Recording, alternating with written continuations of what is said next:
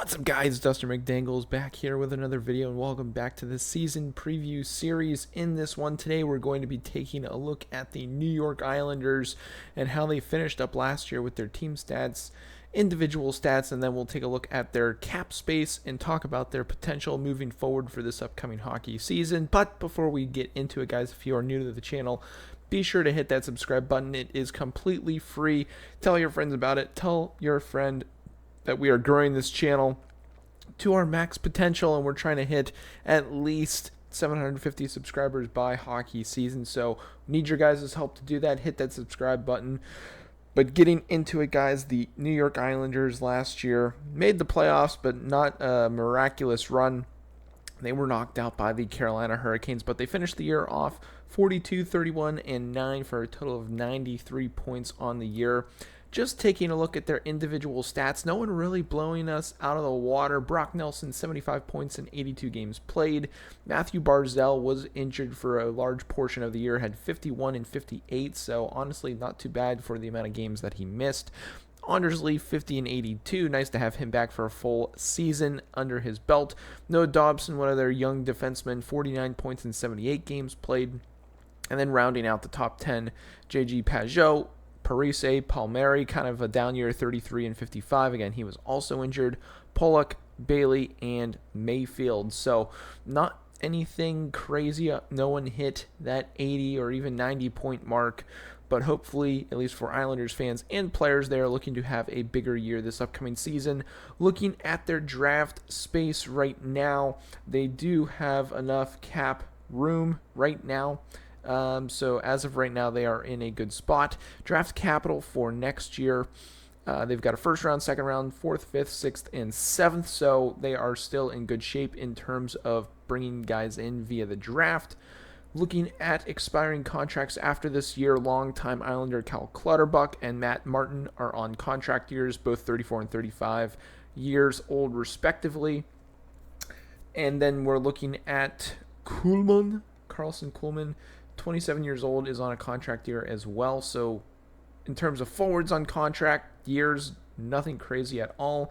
And then on the back end, you've got Sebastian Aho on a contract year as well. I know he's a good solid depth defenseman for the Islanders. Looking at their goaltending situation, we know that they were able to get an extension done with Sorokin that goes all the way until 2031, so he is essentially their goaltender for the future.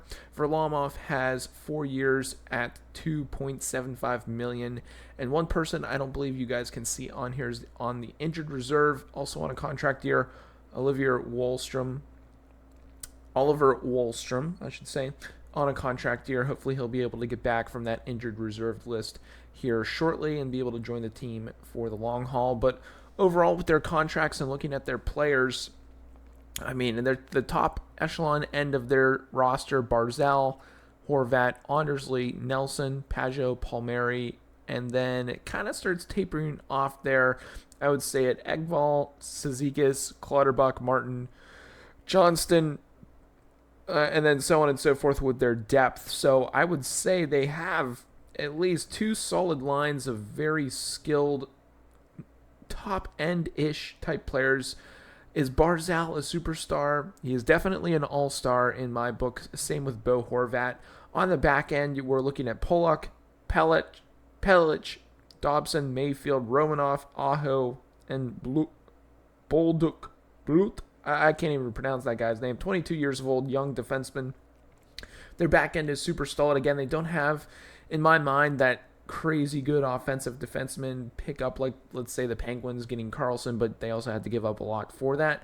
I'd say Noah Dobson is probably their best offensive threat on the back end when it comes to a shot. I know Pollock has proven himself to be a very solid defenseman. He's locked up until 2029. Pellich is locked up until 2028. Scott Mayfield locked up until 2029. So the bulk of their defense are locked up. They are all, there's only one that's 30 years old, and that's Mayfield. So overall, age-wise on the back end, they are set. Sorokin, 28, Varlamov, 35. So between the pipes, they're looking good as well. And then up front, age-wise, obviously Barzal, 26, Horvat, 28, Anders Lee, the captain, a little bit older, 33 years old. Nelson, 31. Pageau's only 30. I feel like that guy's been in the league for so long. He's on a great contract, $5 million, 3 years left at that. If they can get a little bit more out of him this upcoming season. I know last year, again, he only played 70 games, only had 40 points. So if he can stay healthy and have a good year, look out for Pageau to be a nice little breakout player for the Islanders. Engvall, I think, is on a great deal, 27 years old, $3 million until 2029. That is an amazing deal for the Islanders. I know Cizikas is locked up for the next 4 years at 2.5. And again, people might say, oh, Lou Lamoriello doesn't like to spend money, doesn't like to bring in top echelon players. Well, he brought in Bo Horvat. And to be honest, Bo Horvat is definitely a potential game breaker. Again, he is locked up at $8.5 million until 2030. Barzal is locked up at $9.15 million until 2030 as well. Two top guys right there who you can build your base around. Again, their contracts overall, I think, are great. Kyle Palmieri, $5 million for the next 2 years. With the way he performed last year, he'll definitely need to step it up to earn that contract and maybe even an extension next offseason potentially. But overall, this Islanders team, I think, is going to be a stout opponent this year. Again, if they can stay healthy, I think there won't be as much doubt as there was last year. I think they're in the same boat as the Penguins, looking to get back on track at maybe going up in the Metropolitan standings. I know they've got a bunch of tough teams in front of them with the Rangers, Devils, and Hurricanes, as well as formidable foes with the Penguins and Capitals, all battling out for most likely those wild card places. But you also have to think that the Atlantic Division is only getting tougher as well. So the Eastern Conference is going to be a beast this year.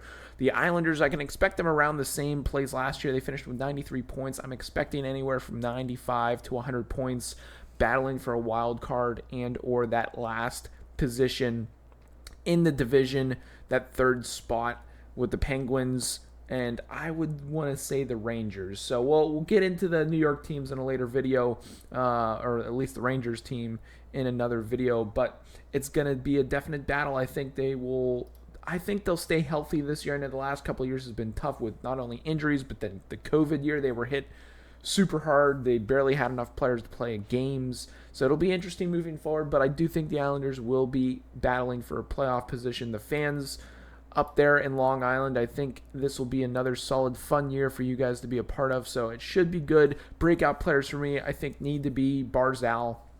They need to be Bo Horvat. On the back end, I think Noah Dobson needs to take that next step.